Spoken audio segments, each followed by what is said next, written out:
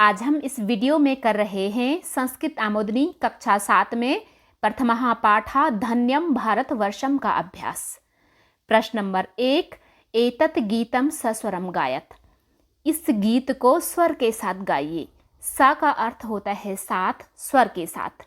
हमने हिंदी अनुवाद वाले वीडियो में स्वर के साथ गाया है, आप भी वैसे ही गाने की कोशिश करिएगा। प्रश्न नंबर 2, हिंदी भाषायाम अनुवादम कुरुत। हिंदी भाषा में अनुवाद करिए। यस्य संस्कृतिः तोषदायिनी पापनाशिनी पुण्यवाहिनी यत्र पुण्यदा गंगा याति सिंधु नर्मदा सदा विभाति सरस्वती च धन्या धन्या यमुना कृष्णा मान्या मान्या शृणुमो यत्र च वेदं पुण्यम धन्यम भारतवर्षम धन्यम।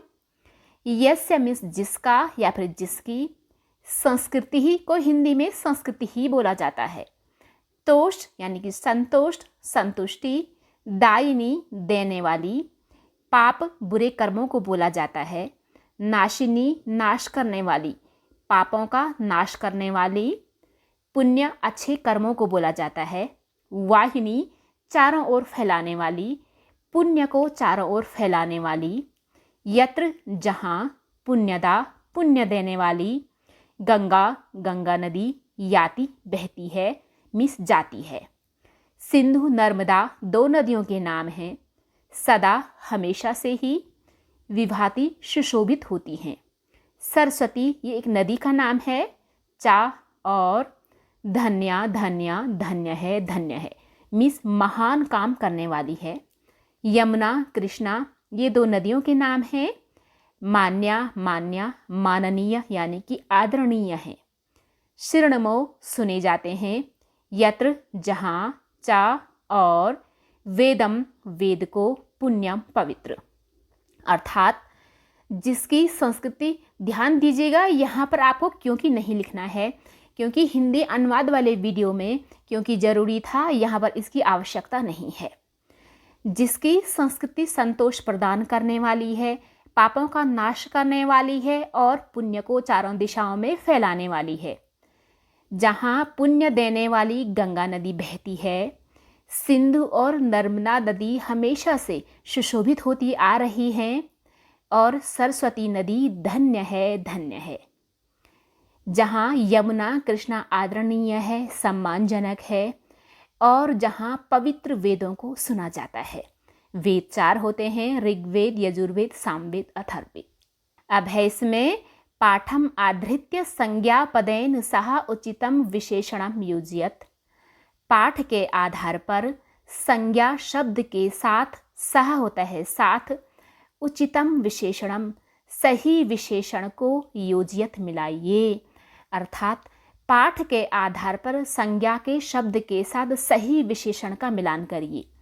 यहाँ पर जो दिए हैं वो संज्ञा के शब्द हैं और यहाँ पर जो शब्द हैं वो विशेषण हैं। जिस संज्ञा शब्द का जो विशेषण है उन्हें हमें मिलाना है और सही से एक दूसरे के सामने लिखना है, वो भी बिल्कुल पाठ के अकॉर्डिंग। गंगा नदी को पाठ में पुण्यदा यानी कि पुण्य देने वाली बताया गया है, सरस्वती नदी को धन्य बताया गया है, यमुना और कृष्णा नदी को माननीय यानी कि मान्या मान्य बताया गया है, पर्वता रमणीय यानी कि रम्य है। अब है इसमें उत्तराणी लिखत यानी कि उत्तर लिखिए। पहला, कस्य संस्कृति ही तोषदायिनी अस्ति। किसकी संस्कृति संतोष प्रदान करने वाली है? भारतवर्ष की। तो ये है उसका उत्तर, भारतवर्षस्य संस्कृति ही तोषदायिनी अस्ति। यहाँ पर आपको एक बात ध्यान रखना है, प्रश्न वाले वर्ड में जो विभक्ति और वचन होता है, आंसर वाले वर्ड में भी वही विभक्ति और वचन होना चाहिए। जैसे यहाँ पर ध्यान से देखिए आप, यहाँ पर शा लगा है क में, उसी तरीके से भारतवर्ष में भी शा लगा है। कस्य किसका? भारतवर्षस्य भारतवर्ष का। कस्य की जगह भारतवर्ष से लिखेंगे, बाकी same to same words copy होंगे। अब है इसमें वयम पुण्यम वेदम कुत्र शृणुमः, कि हम सब पवित्र वेद कहाँ सुनते हैं? भारतवर्ष में। कहाँ यानी कि कुत्र की जगह हम लिखेंगे भारतवर्षे, बाकी सेम टू सेम कॉपी होगा। अर्थात वयम पुण्यम वेदम भारतवर्षे शृणुमः, यहाँ पर मैं विसर्ग लगाना भूल गई, आपको यहाँ पर शिरोनाम में विसर्ग लगाना है, जैसे कि यहाँ पर है। अब है इसमें ग अत्रत्याः पर्वतः कीदृशाः सन्ति। मीन्स यहाँ के पर्वत कैसे हैं। अत्रत्याः यहाँ के, पर्वता ये बहुवचन में है, कीदृशा कैसे यानी कि किस प्रकार के, सन्ति मीन्स हैं, रमणीय है। तो कीदृशा की जगह आप रमणीय या फिर रम्या भी लिख सकते हैं, जो आपकी मर्जी हो। अत्रत्याः पर्वताः रमणीयाः सन्ति, अर्थात यहाँ के पर्वत रमणीय हैं। अब है इसमें घ पाठे वर्णितानि पंच पर्वत नामानि लिखत, अर्थात पाठ में वर्णित किए गए 5 पर्वतों के नाम लिखिए। यहाँ पर जो पाठ में पर्वतों के नाम हैं उनमें से आपको 5 चुन करके लिखना है, जैसे कैलासः, हिमराजः, विंध्यः, सतपुड़ा, हिमाद्रिः च पंच पर्वत नामानि सन्ति। अर्थात कैलासः को संस्कृत में बोलते हैं, हिंदी में इसे कैलाश बोलते हैं। कैलाश, हिमराज, विंध्य, सतपुड़ा और हिमाद्री 5 पर्वतों के नाम हैं। अब है इसमें पाठे वार द्वयम प्रयुक्तान शब्दान लिखत, पाठ में 2 बार प्रयोग किए गए शब्दों को लिखिए। यहाँ पर आपने क्या देखना है, वार प्लस द्वयम, द्वयम 2 को बोलते हैं, वार टाइम यानी कि 2 टाइम, जिसे हम युग्म शब्द भी बोलते हैं। जैसे धन्यम, धन्यम 2 बार धन्य धन्य आया है, उसी तरीके से पुण्यम, पुण्यम, धन्यः, धन्यः, मान्या, मान्या, रम्यः, रम्यः। अब है इसमें प्रश्न नंबर 6, शुद्धम शब्दम रेखांकितम कुरुत, सही शब्द को अंडरलाइन करिए। रेखांकित, उसके नीचे से हमें रेखा से उसे अंकित करना है, लाइन खींचनी है।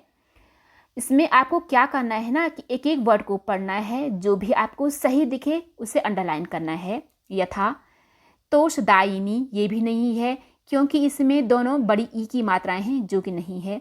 तोषदायिनी ये वाला शाह नहीं है। अब है इसमें तोषदायिनी, ये वाला शाह है। इसमें जो भी ये इनी आया है ना लास्ट में, पहले उसमें छोटी ई की मात्रा है, बाद में बड़ी ई की मात्रा है, जैसे पापनाशिनी, पुण्यवाहिनी। अब है इसमें क पापनाशिनी, ये वाला सा नहीं है। पापनाशिनी ये वाला सा है। पापनाशिनी ये वाला सा भी नहीं है। अब है ख संस्कृति ही, बड़ी ई की मात्रा नहीं है। संस्कृति ही, इसमें तो अंग है ही नहीं, इसलिए ये भी गलत है। अब ये सही है, संस्कृति ही।